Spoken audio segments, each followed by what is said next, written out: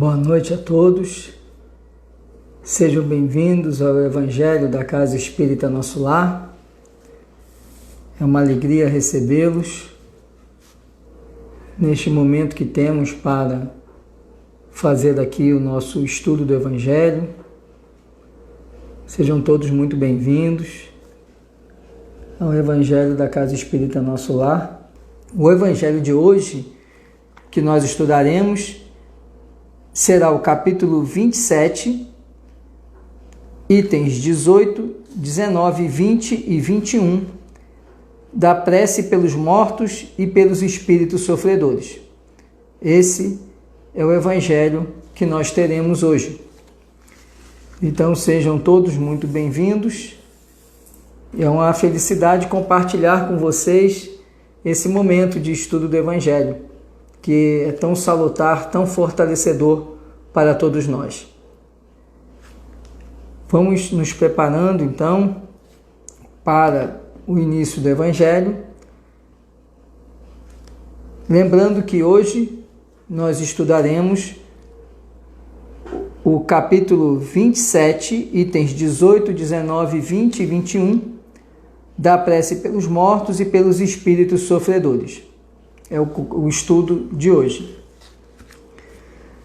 Para nos ambientar e criarmos a psicosfera adequada para que em cada um dos lares recebamos a assistência da espiritualidade superior, vamos iniciar o nosso Evangelho fazendo a leitura do prefácio do Evangelho segundo o Espiritismo.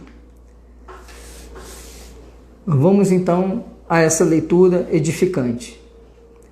Os Espíritos do Senhor, que são as virtudes dos céus, qual imenso exército que se movimenta ao receber as ordens do seu comando, espalham-se por toda a superfície da terra, e semelhantes a estrelas cadentes, vêm iluminar os caminhos e abrir os olhos aos cegos. Eu vos digo em verdade que são chegados os tempos em que todas as coisas hão de ser restabelecidas no seu verdadeiro sentido, para dissipar as trevas, confundir os orgulhosos e glorificar os justos. As grandes vozes do céu ressoam como sons de trombetas, e os cânticos dos anjos se lhes associam. Nós vos convidamos, a vós, homens, para o divino concerto. Tomai da lira, fazei uníssono nas vossas vozes e que no hino sagrado elas se estendam e repercutam de um extremo a outro do universo. Homens, irmãos a quem amamos, aqui estamos juntos de vós. Amai-vos também uns aos outros e dizei, do fundo do coração, fazendo as vontades do Pai que está no céu, Senhor, Senhor, e podereis entrar no reino dos céus. O Espírito de verdade. Já harmonizados por essa mensagem, vamos a uma outra leitura, também edificante. Leitura essa que eu vou retirar da obra Caminho, Verdade e Vida, Espírito Emmanuel, psicografia de Chico Xavier. E a leitura escolhida é Orientadores do Mundo. Respondeu-lhe Jesus: És mestre em Israel e não sabes disto? Palavras no Evangelho de João, capítulo 3, versículo 10. Sobre essa passagem, Emmanuel faz as seguintes explicações. É muito comum nos círculos religiosos, notadamente nos arraiais espiritistas, o aparecimento de orientadores do mundo reclamando provas da existência da alma. Tempo virá em que semelhantes inquirições serão consideradas pueris, porque, afinal, esses mentores da política, da educação, da ciência, estão perguntando, no fundo, se eles próprios existem.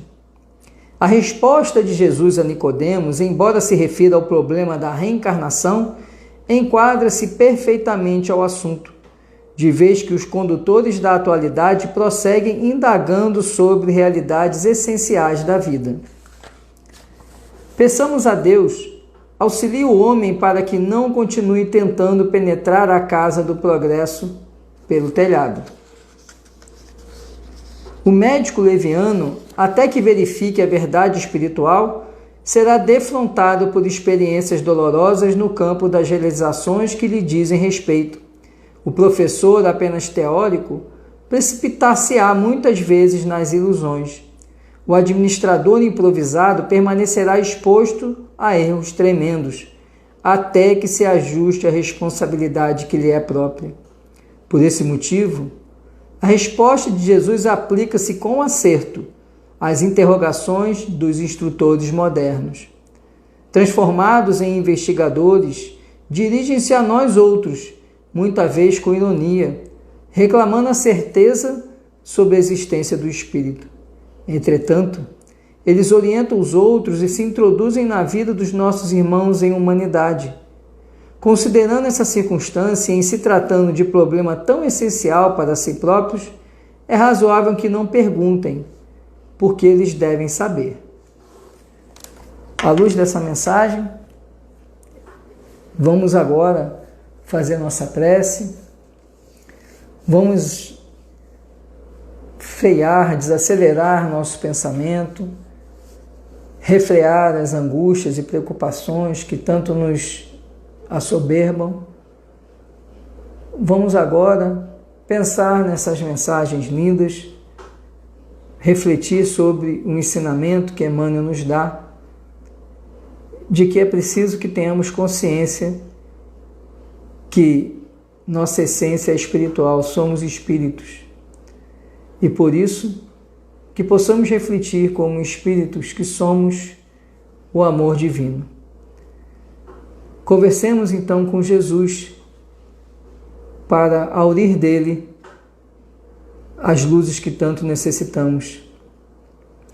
Amado Mestre Jesus, espíritos bons e espíritos de luz, nossos mentores, nossos amigos espirituais, estamos aqui reunidos na forma como Jesus nos ensinou, de que quando 2 ou mais estivessem reunidos em seu nome, ele se faria presente. Estamos reunidos sim, reunidos em vibração, em pensamento e em amor. Ainda que não estejamos no mesmo espaço físico, cada um dos aqui presentes devota neste momento o teu pensamento em direção a ti, Senhor. Que assim, irmanados nessa corrente de amor, em sintonia contigo, Pai amado, possamos ser dignos de receber os esclarecimentos e orientações que tanto necessitamos.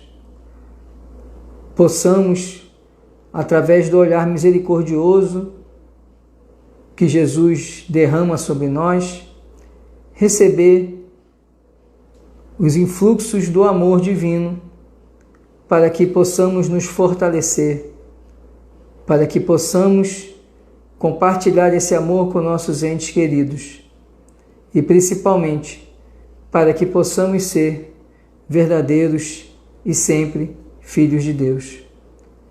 Que assim seja. Vamos então iniciar a leitura do nosso Evangelho. Mais uma vez, o Evangelho é o capítulo 27, itens 18, 19, 20 e 21. Capítulo 27, itens 18, 19, 20 e 21. O título é Da prece pelos mortos e pelos espíritos sofredores. Vamos então iniciar aqui a leitura, começando pelo item 18. Os espíritos sofredores reclamam preces e estas lhes são proveitosas, porque verificando que há quem neles pense, menos abandonados se sentem, menos infelizes. Entretanto, a prece tem sobre eles a ação mais direta. Reanima-os, incute-os o desejo de se elevarem pelo arrependimento e pela reparação, e possivelmente desvia-lhes do mal o pensamento. É nesse sentido que lhes pode não só aliviar como abreviar os sofrimentos. Item 19. Pessoas há que não admitem a prece pelos mortos porque, segundo acreditam, a alma só tem duas alternativas: ser salva ou ser condenada às penas eternas, resultando, pois, em ambos os casos, inútil a prece. Sem discutir o valor dessa crença, admitamos por instantes a realidade das penas eternas e irremissíveis, e que as nossas preces sejam impotentes para lhes pôr termo. Perguntamos se nessa hipótese será lógico, será caridoso, será cristão recusar a prece pelos réprobos? Tais preces, por mais impotentes que se fossem para os liberar, não lhes seriam uma demonstração de piedade capaz de abrandar-lhes os sofrimentos? Na terra, quando o homem é condenado a galés perpétuas, quando mesmo não haja a mínima esperança de obter-se para ele o perdão, será defesa a uma pessoa caridosa ir carregar-lhe os grilhões para aliviá-lo do peso destes? Em sendo alguém atacado de mal incurável, dever-se-á, por não haver para o doente esperança nenhuma de cura, abandoná-lo sem lhe proporcionar qualquer alívio? Lembrai-vos de que entre os réprobos pode achar-se uma pessoa que vos foi cara, um amigo, talvez um pai, uma mãe ou um filho, e dizeis se não havendo, segundo credes, possibilidade de ser perdoado esse ente, lhe recusarias um copo d'água para mitigar-lhe a sede? Um bálsamo que lhe seque as chagas? Não farias por ele o que farias por um galé? Não lhe darias uma prova de amor, uma consolação? Não, isso cristão não seria. Uma crença que petrifica o coração é incompatível com a crença em um Deus que põe na primeira categoria dos deveres o amor ao próximo. A não eternidade das penas não implica a negação de uma penalidade temporária, dado não ser possível que Deus, em sua justiça, confunda o bem e o mal. Ora, negar neste caso a eficácia da prece fora negar a eficácia da consolação, dos encorajamentos, dos bons conselhos, fora negar a força que aurimos da assistência moral dos que nos querem bem. Item 20. Outros se fundam numa razão mais especiosa, a imutabilidade dos decretos divinos. Deus, dizem eles, não pode mudar as suas decisões a pedido das criaturas. A não ser assim, careceria de estabilidade o mundo. O homem, pois, nada tem de pedir a Deus, só lhe cabendo submeter-se e adorá-lo. Há, nesse modo de raciocinar, uma aplicação falsa do princípio da imutabilidade da lei divina, ou melhor, ignorância da lei no que concerne à penalidade futura. Essa lei revela-na hoje os Espíritos do Senhor, quando o homem se tornou suficientemente maduro para compreender o que, na fé, é conforme ou contrário aos atributos divinos. Segundo o dogma da eternidade absoluta das penas, não se levam em conta o culpado, os remorsos, nem o arrependimento. É-lhe inútil todo o desejo de melhorar-se. Está condenado a conservar-se perpetuamente no mal. Se a sua condenação foi por determinado tempo, a pena cessará uma vez expirado esse tempo. Mas quem poderá afirmar que ele então possua melhores sentimentos? Quem poderá dizer que, a exemplo de muitos condenados na terra, ao sair da prisão ele não seja tão mau quanto antes? No primeiro caso, seria manter na dor do castigo um homem que volveu ao bem. No segundo, seria agraciar a um que continua culpado.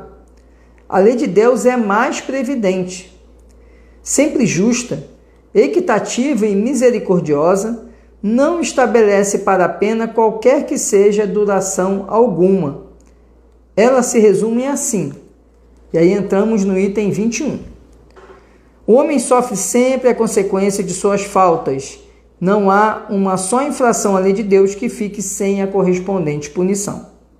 A severidade do castigo é proporcionada à gravidade da falta.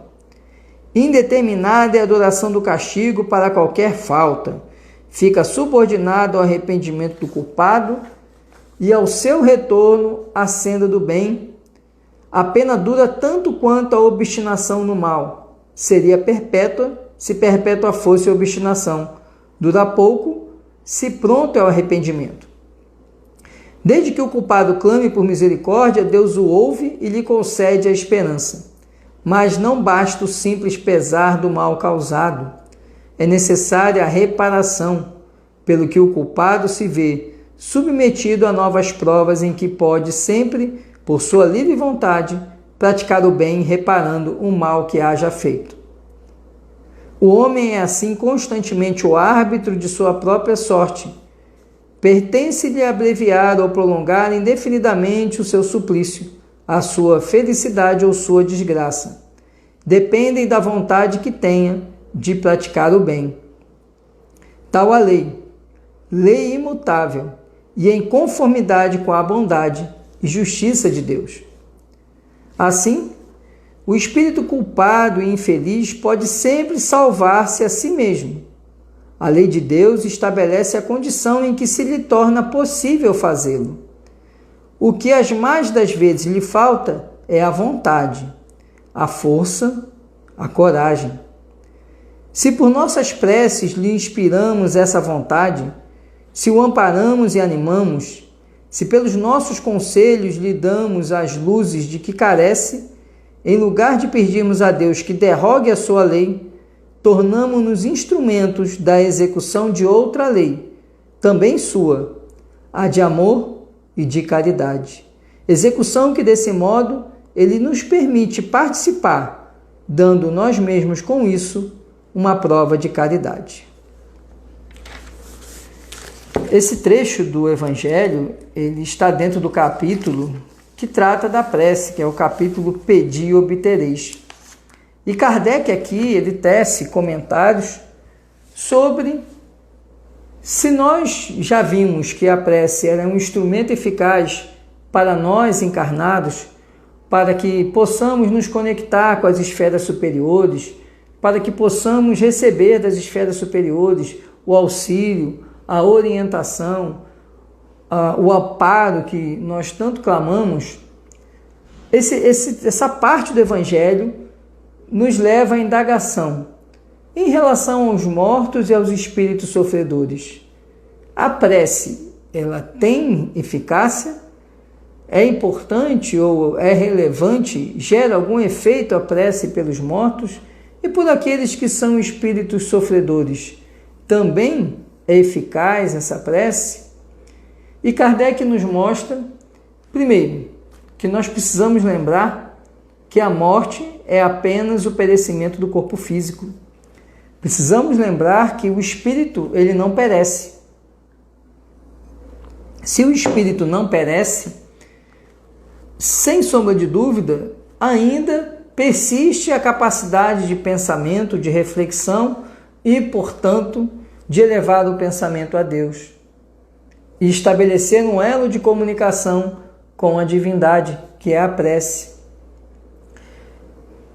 E, por outro lado, a nós encarnados, é interessante a prática da prece em prol desses que já estão no plano espiritual, e Kardec também traz essa reflexão, nos explicando o seguinte, que nós não podemos entender que, primeiro, que o fato de existirem leis divinas nos afastam da possibilidade de prestar a caridade, de prestar a assistência espiritual, assim como prestamos para os nossos irmãos encarnados. Também os nossos irmãos que já deixaram o corpo físico necessitam tanto quanto, ou às vezes até mais, a depender da condição desse irmão, desse espírito, de que nós levemos a ele o pensamento de consolo, o pensamento de prece.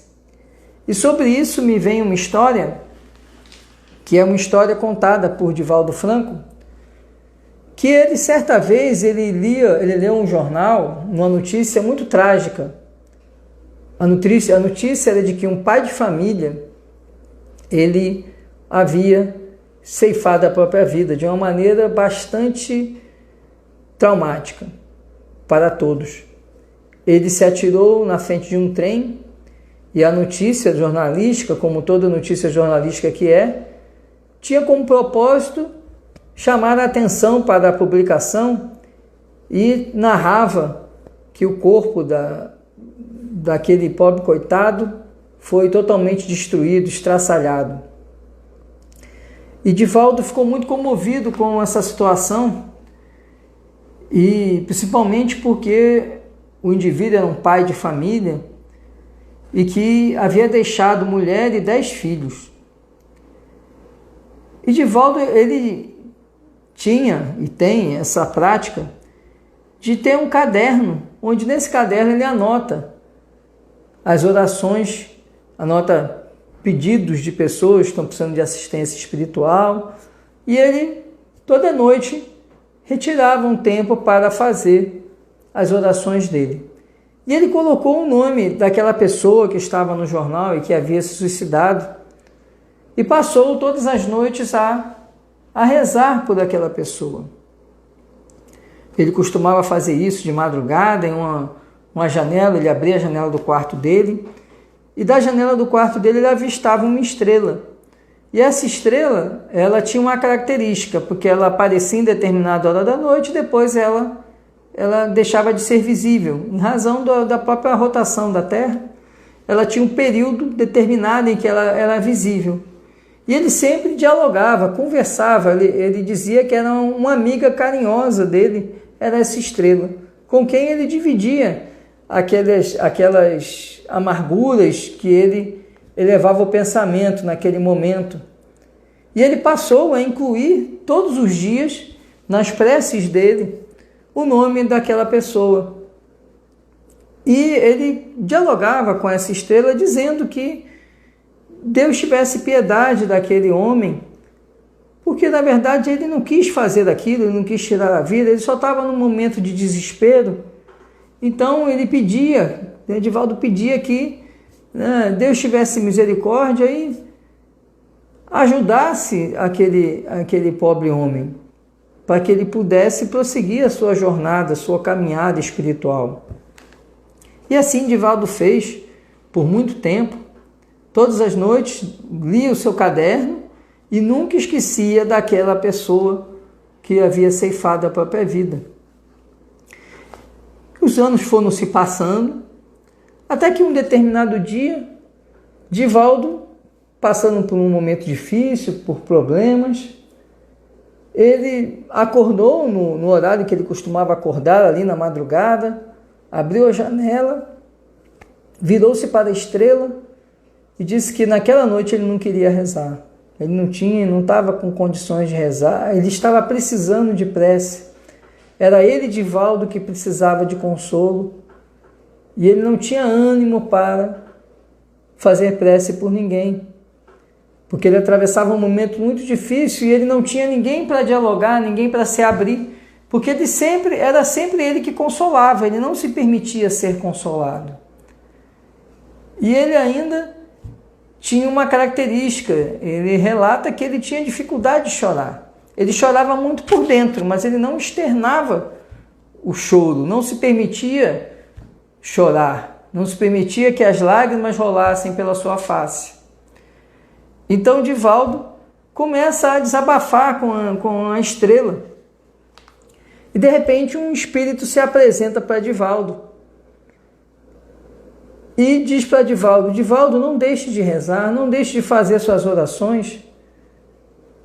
Precisamos muito das suas orações. O Divaldo: não, meu irmão, não tenho condições de orar, eu estou realmente num momento muito difícil, eu estou precisando de orações. Agora, nesse momento, eu não tenho condições, eu não vou poder ajudar ninguém com minhas preces. E aí esse espírito se dirige a ele e diz: você que se engana, Divaldo. Sabe aquele suicida que você toda noite reza por ele? Eu sou esse suicida. Há 15 anos atrás, eu tirei a minha vida num momento de desespero. E durante muito tempo, eu me via atirando no trem e o trem passando sobre mim. Me via atirando no trem, eu escutava o apito e o trem passava. E assim ia. Foi muito tempo, por muito tempo era só essa imagem que eu via e que eu revivia o tempo todo. O barulho do trem, o apito e o trem passando sobre mim. E assim era o tempo todo. Até que eu comecei a ouvir uma voz dizendo meu nome. Eu comecei a ouvir uma voz dizendo meu nome e aí eu tive um segundo de consciência de que eu estava vivo. Mas aí logo depois continuava de novo o mesmo sentimento, o mesmo ciclo. Mas o tempo foi passando e de repente esse tempo de consciência foi aumentando. E eu não ficava mais apenas um segundo. Eu comecei a ouvir a voz e ouvi o que quem me chamava dizia. Eu ouvi a pessoa dizendo, pedindo que Deus me perdoasse. E eu fui tomando cada vez mais consciência. E depois de 14 anos, eu passei a seguir essa voz. E aí o trem já não me atingia mais, eu não via mais o trem. Eu passei a seguir essa voz. E cheguei até aqui à tua janela. E toda noite eu ouvia você me chamar, eu era atraído para cá e ficava ouvindo você fazer a minha prece. Até que um dia a minha mãe, que já havia morrido também, estava junto de mim. Eu perguntei a ela quem era esse homem? Quem é esse homem? Por que ele reza por mim?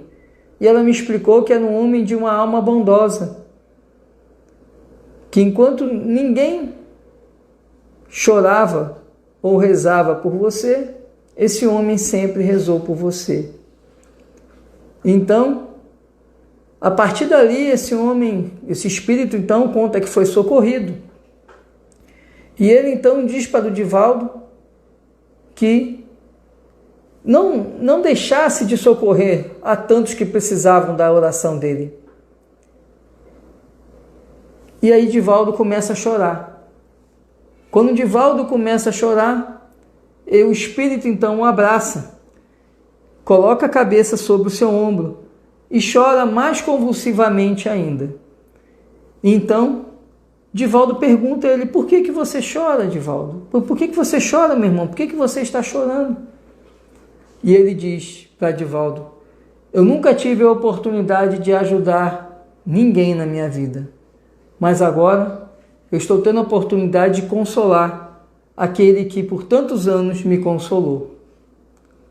E eu estou contando essa história para nós entendermos a importância da prece por aqueles que deixam o plano material e por aqueles que se encontram em condição de sofrimento no plano espiritual. Porque a prece, como explica Kardec, ela não vai alterar os desígnios divinos, mas ela vai fortalecer para que aquele espírito ele atravesse aquela dificuldade.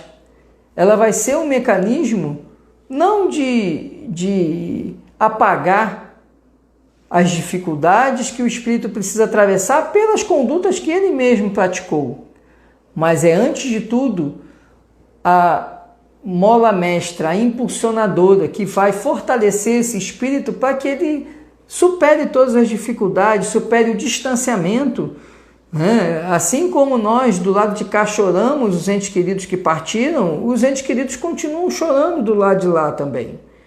Então é preciso saber que, assim como nós precisamos de consolo quando perdemos um ente querido, aquele ente que se foi também necessita do consolo. E o meio de propiciar esse consolo é exatamente a prece.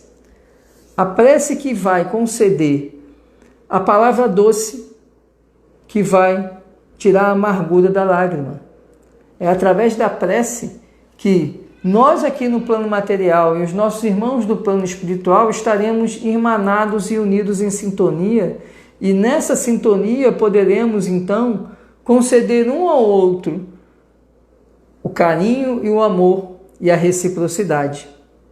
Eu queria compartilhar com vocês uma passagem, na verdade uma mensagem, um trecho da mensagem do Espírito Santo Agostinho, que ele explica sobre esse intercâmbio da prece. Essa mensagem está na Revista Espírita de agosto de 1862. Essa mensagem surge a partir de perguntas que Kardec formulou na Sociedade Espírita de Paris, diante de uma comunicação que foi dada por uma médium de um espírito feminino que se apresenta na reunião sem ter sido evocado, mas se apresenta com a finalidade de rogar prece. Aí o espírito diz o seguinte: olha, só quem lembra de mim é minha irmã, mas a prece que eu mais necessitava para me redimir é a prece daquela pessoa que eu magoei, que era exatamente a médium. A médium era a pessoa, e a médium nem lembrava dessa pessoa, desse espírito, né? Não tinha lembrança. Só depois que o espírito vai relatando mais o que havia se passado entre as duas, que ela se recorda. E aí esse espírito fala o seguinte, que apesar da irmã dela, daquele espírito, lembrar-se sempre dela e rezar sempre por ela, a prece que mais ajudaria ela seria a prece de perdão daquelas pessoas que ela magoou, que era justamente, uma delas era a médium. E a médium então faz preces por ela, e depois ela vem em outra reunião e manifesta que aquela prece sincera de perdão que a médium fez por ela, foi para ela o maior elixir, o maior remédio. Ela estava já desencarnada há 25 anos, nos 25 anos em que ela já estava no plano espiritual. Foi aquela prece que aquela médium, que em algum momento da existência sofreu alguma prática, alguma conduta por parte daquele espírito já desencarnado, que aquela prece de perdão é que redimiu, é que conseguiu liberar ela das amarras, das correntes que a atavam ainda no sofrimento. E aí eu vou ler só trechos aqui, alguns trechos que eu marquei da resposta que Santo Agostinho dá à seguinte pergunta. Kardec, na Sociedade de Paris, formulou a pergunta: os espíritos solicitam constantemente pressão aos mortais. Será que os bons espíritos não oram pelos sofredores? Nesse caso, por que as preces dos homens são mais eficazes? Ou seja, por que a prece dos encarnados é mais eficaz? E aí Santo Agostinho explica: a prece é um orvalho benfazejo que deve tornar menos árida a terra ressequida. Uma de vossas preces é o colar que tirais do pescoço para dá-lo ao indigente. É o pão que retirais de vossa mesa para dar a quem tem fome. E ele termina dizendo o seguinte, a mensagem: os espíritos sofredores que vagueiam à vossa volta imploram as vossas preces. Devemos orar, podeis orar. Prece do coração, és a alma das almas, se assim me posso exprimir. Quintessência sublime que sobe, sempre casta, bela e radiosa para a alma mais vasta de Deus. Explica aqui Santo Agostinho, a mensagem são 2 folhas de mensagem, e ele explica que quando nós encarnados oramos pelos desencarnados, não significa que eles também não recebam assistência da espiritualidade, lá do plano, na esfera espiritual, eles recebem. Só que esses espíritos sofredores, eles estão amarrados ainda à matéria porque eles têm dívidas aqui no plano material. Então, quando eles recebem esse consolo do plano material, isso para eles é como ele coloca aqui, é o pão, para o faminto. E quando nós fazemos isso, é como se nós tirássemos o pão da nossa mesa, ou seja, ao invés de nós estarmos orando por nós ou por aqueles que estão à nossa volta encarnados, nós estamos devotando nosso pensamento àqueles que já não habitam mais o plano material. Então, isso seria para aqueles espíritos desencarnados uma força revigorante, um amparo, um apoio muito mais consubstancioso, muito mais forte e perene do que a própria prece e a assistência dos espíritos desencarnados. E, portanto, isso só vem confirmar o que Kardec nos explicou, no sentido de que é preciso que nós nos livremos de alguns dogmas de que é desnecessário orar por aqueles que desencarnaram, porque eles necessitam sim da nossa prece. Nós necessitamos também praticar essa caridade, porque praticando essa caridade estamos ajudando a redimir as angústias daqueles que estão no plano espiritual. Eles sempre vão ser assistidos, mas quando nós devotamos esse amparo aos nossos entes queridos, ou até aos nossos inimigos, principalmente, como esse caso aqui que eu citei da Revista Espírita, em que aquele espírito precisava da prece, a prece perdão, daquela que ela havia magoado e que a pessoa nem lembrava daquela situação, não tinha mais nada que prendesse uma outra, mas aquele espírito desencarnado ainda sofria 25 anos no plano espiritual porque ela não recebia o perdão. Ela precisava receber o bálsamo da prece, e nesse bálsamo o ingrediente seria o perdão. E aí depois, quando acontece essa prece, ela se sente reconfortada.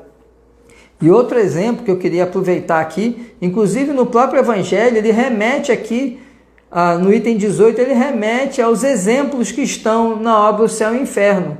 A obra O Céu e o Inferno, também de Allan Kardec, ela na primeira parte traz uma parte doutrinária, um aspecto doutrinário, e na segunda parte traz mensagens de espíritos de toda a sorte, desde espíritos felizes até espíritos suicidas. E aí ele remete para a gente fazer essa pesquisa. E eu fiz uma pesquisa aqui, me permitam ler mais uma vez um trecho de uma mensagem, é uma mensagem grande, eu vou ler só o trecho que fala da eficácia da prece para esse espírito. O espírito aqui é Jacques Latour. Jacques Latour, ele foi um homicida e ele foi morto, foi condenado à morte na guilhotina. E ele tem todo um processo em que ele é socorrido na Sociedade Espírita de Paris, e ao final ele começa a ser liberto de todos aqueles males que ele fez, e ele traz uma mensagem muito, muito importante sobre a prece. Ele fala assim: orar é amar, e amar é orar. E eles amarão o Senhor e lhe dirigirão preces de reconhecimento e de amor, regenerados pelo sofrimento. E pois que devem sofrer, pedirão, como eu peço, a força necessária ao sofrimento e à expiação. Em deixando de sofrer, hão de orar ainda para agradecer o perdão merecido por sua submissão e resignação. Oremos, irmãos, para que mais me fortaleça. Obrigado à tua caridade, meu irmão, pois que estou perdoado. Deus me liberta do olhar das minhas vítimas.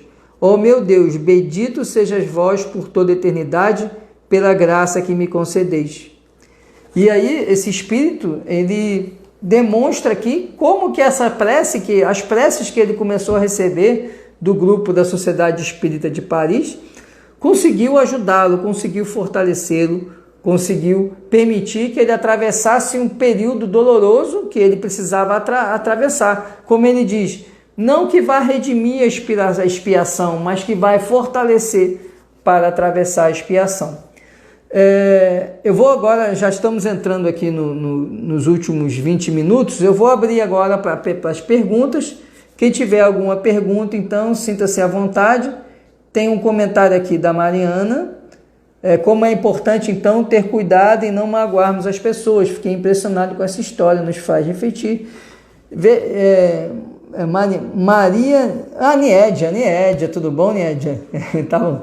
Niédia, para você ver como, às vezes, uma atitude pequena, e esse espírito que eu contei a história lá da revista Espírita, exatamente o espírito se sentia preso porque havia magoado essa pessoa e ela precisava desse perdão. E veja, ela que magoou, e ela ficou presa por 25 anos, sofrendo na erraticidade, porque ela precisava do perdão daquela pessoa que ela havia magoado em determinado momento da vida, e que aquela pessoa já nem tinha mais nenhuma rusga, já não alimentava mais nenhuma lembrança sobre o que se passou. Precisou a médium se esforçar para lembrar o ocorrido, e aí ela lembrou e fez a prece, e depois o espírito retorna em outro momento e agradece aquela prece de perdão que era necessária para ela. Então, quem tiver alguma pergunta, sinta-se à vontade para trazer a nós aí para a gente poder comentar aqui com... Bom, fizeram um comentário aqui, a prece é indispensável para encarnados e desencarnados, sem dúvida. Todos nós necessitamos da prece, né? Mas a prece, como eu quis mostrar aqui, e é o objetivo desse estudo de hoje, do Evangelho, é nós sabermos que é importante também a gente lembrar dos nossos entes queridos que já estão no plano espiritual e sempre elevar a eles nosso pensamento, nossa gratidão por tudo aquilo que eles nos propiciaram, nosso perdão por algum equívoco ou algum ato em que tenha causado sofrimento recíproco.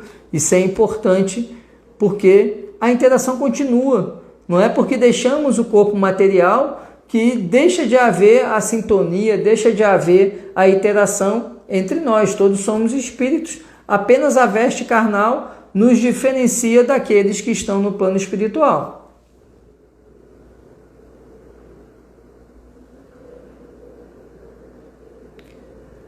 Bom, minha mãe aqui, um beijo, mãe, perguntou aqui, se as preces para os desencarnados pode ser feita em qualquer ambiente.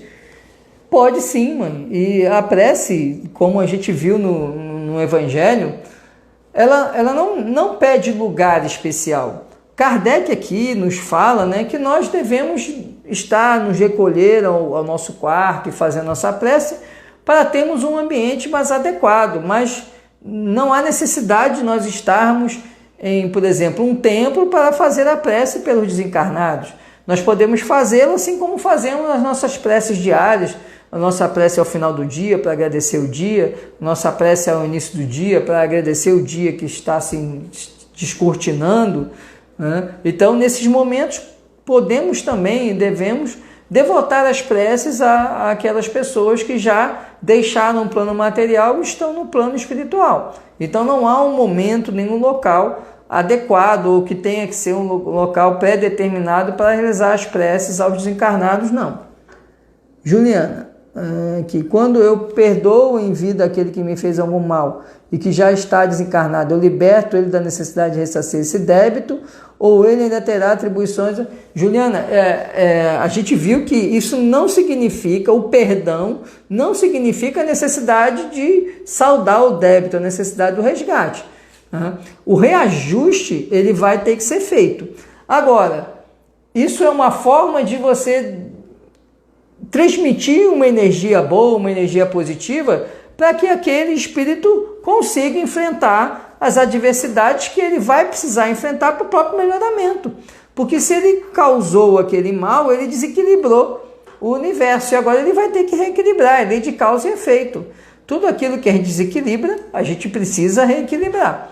Então, isso não significa que o seu perdão vai apagar a necessidade daquele espírito de corrigir aquele erro que ele cometeu. Apenas vai representar, primeiro, uma liberação, né? Uma libertação sua e dele. Ou seja, você liberta ele e se liberta daquele jugo do ressentimento, do jugo ali do ódio, do rancor, de qualquer sentimento negativo que os vinculava.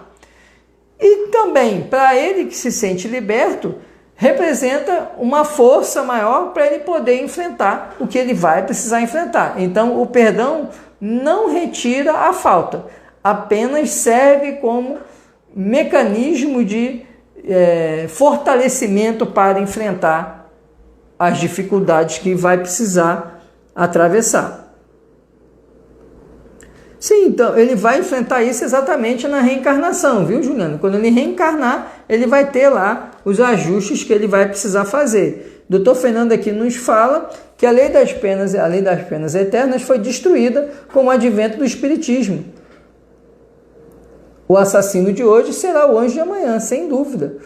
E é o que está aqui, essa parte final, o item 21 do Evangelho, são, na verdade, as leis, algumas leis que Kardec escreve no Código Penal da Vida Futura, que está exatamente no céu e inferno. Aqui você tem, no finalzinho da primeira parte, o Código Penal da Vida Futura, que é o que o Dr. Fernando está nos remetendo. Então, aquele indivíduo que cometeu o erro, ele vai precisar se redimir, vai se reajustar e vai fazer isso até o dia que ele chegue à condição de espírito puro, Todos nós temos as nossas faltas. A gente não sabe precisar. Aquele crime que hoje nós abominamos, provavelmente nós cometemos ele no passado, há 1000 anos, há 2000 anos atrás. Então nós não podemos, por isso que Cristo fala, não julgueis para não serem julgados. Por quê? Cristo falou isso no sentido de, olha, vocês não sabem o que vocês já fizeram. Então como que você vai julgar o assassino de hoje se há 1500 anos você foi o assassino? É justamente por isso que a gente tem que ter essa cautela, essa prudência, porque se hoje nós acreditamos que não vamos cometer determinados erros, isso não significa que no passado nós não colhemos isso, e precisamos também das preces para que tivéssemos força para vencer todas as adversidades a que nós mesmos nos colocamos.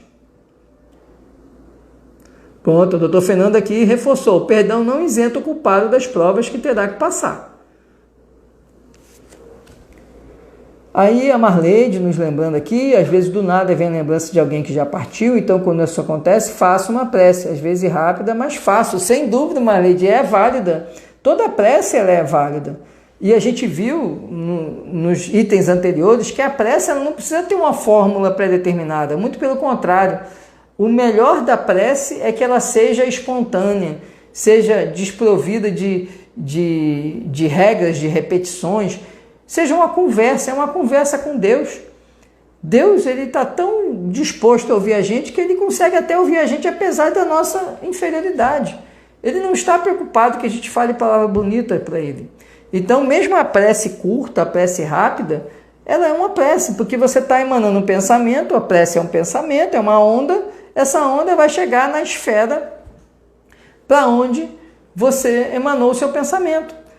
Tem uma outra revista espírita que esse próprio trecho aqui de explicação do Santo Agostinho, ele fala o seguinte, que a prece ela vai chegar conforme o nosso grau de vibração na prece. Se eu faço uma prece pedindo coisa material, essa prece não vai chegar nas esferas superiores, porque eu estou fazendo uma prece para ganhar na Mega Sena, então vai ficar por aqui a prece, ela não vai chegar nas esferas superiores.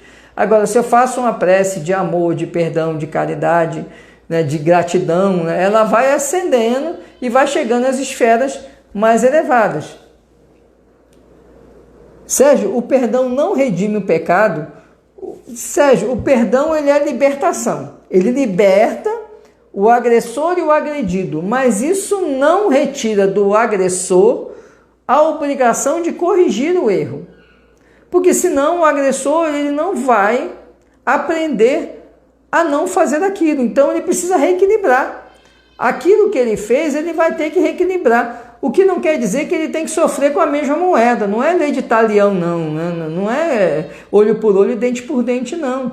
Às vezes a missão dele vai ser, por exemplo, ter uma vida em que ele vai precisar depender das pessoas para ajudar ele. Por quê? Para ele poder ter humildade, aprender a humildade. Aí, a partir do momento que ele aprender a humildade, ele vai em outra existência aprender a gratidão. Ele vai desempenhar alguma atividade em que ele vai ter que ajudar as pessoas. Primeiro ele aprende a ser ajudado, para depois ele aprende a ajudar. Dele aprender a ajudar e aí redimir. Certo?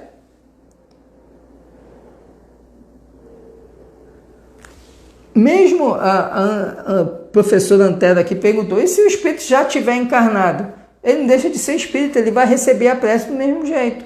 Lógico que ele, como encarnado, ele talvez não tenha a percepção, porque o corpo físico, ele dificulta determinadas percepções, ele bloqueia determinadas percepções, mas a onda vibratória, e pensamento é uma onda, vai chegar até ele. E essa onda também vai para as esferas superiores. Então, lá nas esferas superiores, esse ato de perdão vai ser visto como um ato digno de quem perdoou. E para aquele indivíduo, para aquele espírito, ele vai, durante o sono, durante a noite, quando ele desdobrar, ele vai receber essa prece, ele vai ter acesso a essa prece. Quem não lembra lá de André Luiz no Nosso Lar, essa cena é muito tocante no filme, em que André Luiz pede para saber quem é que rezou por ele.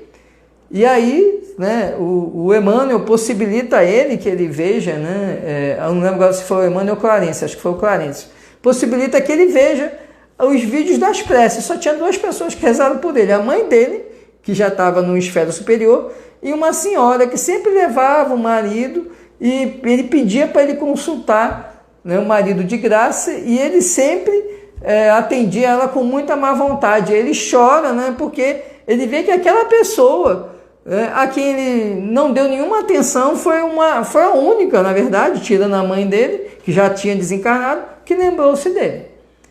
Por quê? Porque exatamente a prece é uma onda e ela viaja nas dimensões do espaço, das esferas espirituais, atingindo aquele que necessita daquela prece. Vamos ver aqui se tem mais alguma pergunta. Bom, estamos entrando aqui, faltam 7 minutos. Eu vou então caminhando para o nosso final, para nós fazermos a nossa prece final. E para iniciar, como abertura da nossa prece final, eu gostaria também de fazer a leitura aqui de um poema que fala sobre a prece enquanto mecanismo, né, voltado para aqueles que já desencarnaram, né, sejam entes familiares, sejam espíritos sofredores. Essa prece está na Revista Espírita de junho de 1861. Ela foi psicografada em Lyon e o espírito é o espírito Joly. Então o título da poesia se chama A Prece. Mas não possa, mortais, por meus fracos assentos, povos no coração, incenso dos alentos. Em versos aprendeis, ouvindo-lhe a expressão, isso que é suplicar, isso que é oração. É num fluido ardoroso o impulso de amor, que da alma se projeta e se eleva ao Senhor. Sublimada a expansão da humilde criatura, o que retorna à fonte excelsa da natura. Orar não muda em nada as sábias leis do eterno, inalteráveis sempre o coração paterno. Derrama o influxo seu sobre aquele que o implora, e assim redobra o ardor do fogo que o devora. É então que o ser se sente elevar e crescer, e ao próximo de amor o coração bater. Mas ele esparge amor, mais augusto é o saber, que enche o seu coração de altos dons a deter. Um santo anseio então de rogar pelos mortos, sob o peso da pena e agudos desconfortos. Na mostra a precisão que o estado seu reclama, de então lhes dirigir o fluido da alma que ama. Que bálsamo eficaz e tão consolador penetra-lhes no ser como um libertador. Tudo se lhes reanima, um raio de esperança ajuda-lhes o reforço, a redenção os lança. Assim como os mortais vencidos pelo mal, que um bálsamo supremo os eleva ao natural. Regenerados são por impulso oculto da angústia a prece ardente e seu divino culto. Redobremos o ardor, nada se perde, enfim. Peçamos mais e mais por eles até o fim. A prece, sempre a prece, essa chispa divina, faz-se foco de amor, pois ao final domina. Sim, pelos mortos, sempre oremos com fervor, que eles nos enviarão doce raio de amor.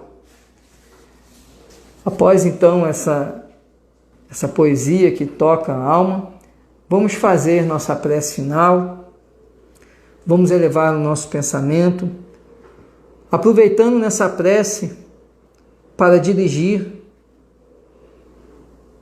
nossas vibrações a todos aqueles irmãos desencarnados que também acompanham esse Evangelho, a todos aqueles que perderam familiares e a esses familiares que do plano espiritual também ardem de saudade por aqueles que aqui deixaram,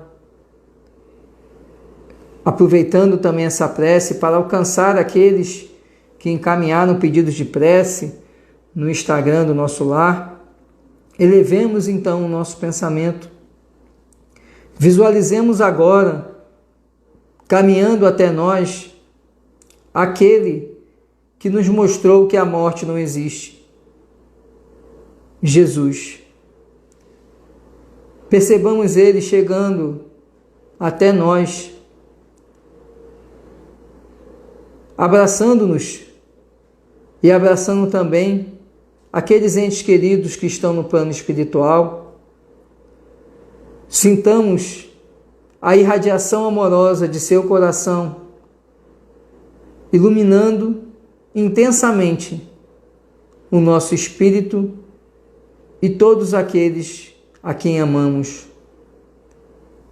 Jesus, Tu és o sol que ilumina a humanidade. Tua luz ofusca as sombras dos nossos espíritos.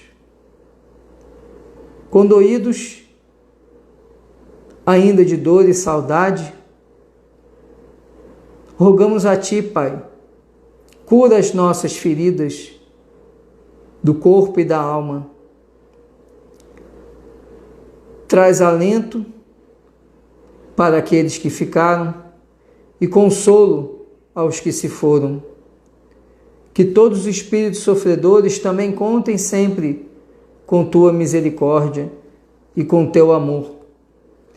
Dai-nos, Pai amado, Tua ajuda, para que nos momentos de fraqueza sintamos Tua mão amorosa nos apoiando, para que quando as lágrimas correrem em nosso rosto, sintamos Teu toque suave, secando-as.